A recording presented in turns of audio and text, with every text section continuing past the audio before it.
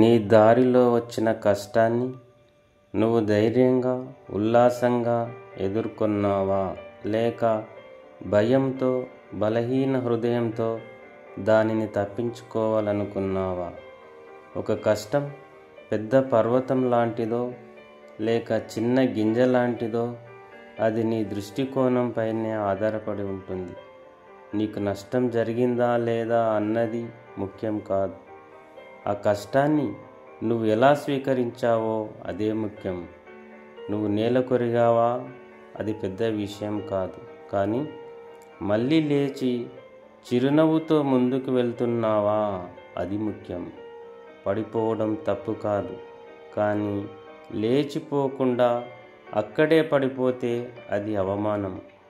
నువ్వు ఎంత బలంగా పడిపోయినా అంత బలంగా ఎత్తుకు లేవాలి. గాయాలు నీ ధైర్యానికి గుర్తుల్లా భావించాలి.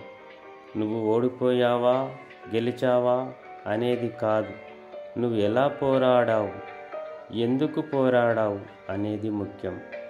నువ్వు మరణించే వరకు పోరాడినా పర్వాలేదు, కానీ నీ శక్తి మేర ప్రయత్నించావా లేదా అనేదే ప్రశ్న.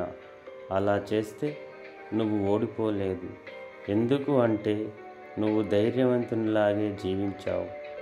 కాబట్టి చివరికి ముఖ్యమైనది నువ్వు చనిపోయావా లేదా అనేది కాదు, నువ్వు ఎలా చనిపోయావు అనేదే అసలు ప్రశ్న. జీవితంలో విజయాలు, అపజయాలు సహజం. పడిపోవడం తప్పు కాదు, కానీ లేచి నిలబడకపోవడమే తప్పు. ధైర్యంగా, చిరునవ్వుతో చివరి వరకు శ్రమిస్తూ జీవించిన వాడే నిజమైన విజేత.